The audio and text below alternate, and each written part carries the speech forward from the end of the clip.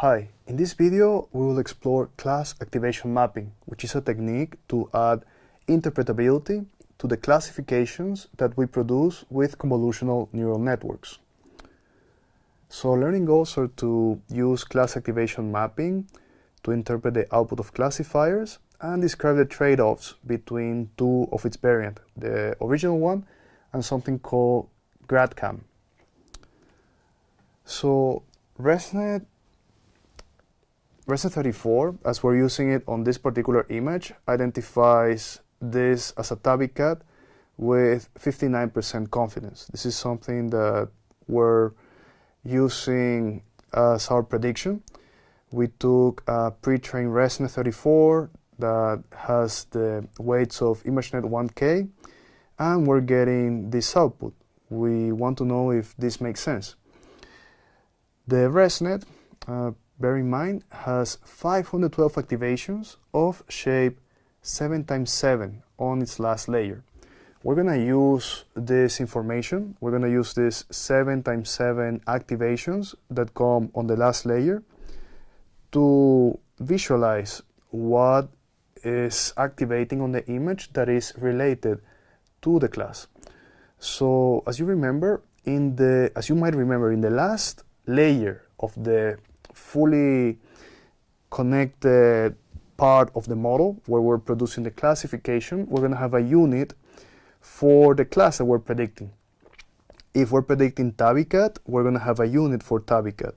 In the illustration for the original paper, they show how you can get the prediction for the class Australian Terrier, and then you have these weights associated to this particular unit, to this particular class, and then you can use the global average pooling, which is just turning every single one of the 512 activations that you have on the ResNet or any number that you might have on any model, each one into a single value. Each activation map, if I have an activation map that is size 7x7, I'm going to turn each activation map into a single value by computing the mean of the whole activation map. Then we're going to do the product between the global average pooling and the weights associated to the class, and then we're going to use this to assign weight to the different activation maps, and then we're going to add them, and then you get this class activation mapping that is weighted in relation to the class that we care about.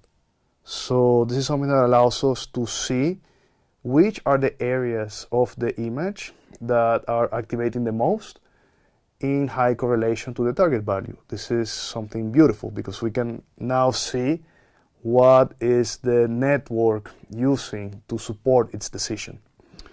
And here we see how we can implement this in PyTorch. You see that the key parts are the adaptive average pool 2D, which is going to turn the 512 activations, each one into a single value that represents the mean. And then we're going to be multiplying each channel map by its weight, and then we're going to sum across channels. And then we're going to have like this beautiful activation map.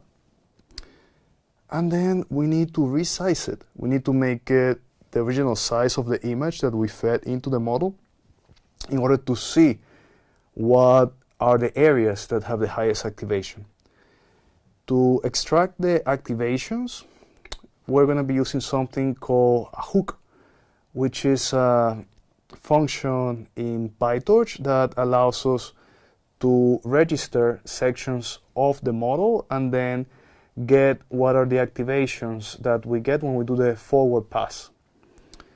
And we're going to be able to explore this in a lot of detail in the notebook, and you're going to see that after we do the Einstein summation to get the matrix multiplication between the weights and what we are extracting as activations, we're going to have this CAM that we are going to overlay. We're going to have the class activation mapping overlaid on the original image to see which are the sections that activate the most in relation to the class. And we see that in the case of our cat, it makes sense. Like this is activating in the face of the cat, so there is some support for the decision that makes sense to us. There is a variant of CAM that is quite interesting. It's called GradCAM or guided GradCAM when we combine it with guided backpropagation that allows us to see the activations not only on the final layer but on any feature map that we produce with convolutions in the neural network. Is something that in most cases we would prefer over CAM because it has extra explainability and also has the benefit that we don't need to add the global average pooling. We can simply use the gradients in order to grade the features. The trade-off that we have with GradCAM is that we were gonna need to do backpropagation, so this is gonna be a bit slower. You also see this section called guided backprop in the illustration that comes from just applying the ReLU activation to the gradients that we obtain throughout the model, and this will allow us to see which are the positive gradients that are contributing to the class prediction. We can combine these two to get this guided GradCAM that allows us to interpret the output quite nicely. You see here that in both of the classes that we're predicting here, for both cat and dog, the activations correspond to the sections on the image where we have features that match what will be the prediction of cat or the prediction of dog. The guided backprop will also give us the outlines where you see the objects being identified, and then you can combine the two of them to get this guided GradCAM that will show the information of both of these feature maps. So, as I mentioned, CAM needs a global average pooling to be added to the model, whereas GradCAM works with any architecture without any changes. This is an advantage of the GradCAM method. GradCAM can visualize outputs of any layer. CAM is limited to the final layer, but CAM runs faster and requires less memory.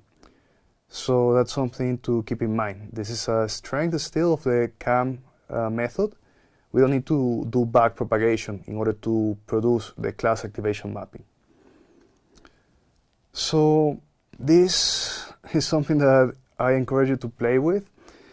In these images from this news story from last year that exemplifies how we can use CAM to explore some real-world scenarios. There was this blurry nighttime video that was all over the news about some lioness here in Berlin. People were claiming that there was a lioness let loose on the area near Berlin, and you can inspect these images using CAM and GradCAM to see what would be the output of a pre-trained model that it's able to recognize boars or lions and see which are the regions of the image that activate when you pass this to the model. We're also going to build a lion versus boar classifier, so you're going to be able to play with this and see which are the high activation areas that correspond to either of these two classes. So to wrap up this video, we saw that class activation mapping is a powerful tool for explainability and that it helps us understand whether our decisions are well supported on the images. CAM exposes some hidden connections between inputs and decisions that will affect the reliability that we have in our model. In the practical part, you will also see that when you train the model on dirty data, it might be that the areas of the image that have high activation are just things that appear very frequently in your training data in connection to the class. That's something that we need to be very careful with. GradCAM allows us to extend the class activation mapping method to any network without changes to the architecture. This is a strong suit of it. And try playing with it. Try seeing how the predictions that we get from GradCAM differ slightly from the ones that we get in CAM. Both are very useful. And I want you to also play a bit with the implementation steps from CAM. We saw how we do this. We extracted features with hooks from the final convolutional layers, and then we projected the class weights into the activation maps. This upsampling and overlaying of the heat maps on the input images is what we do to get these final interpretability maps.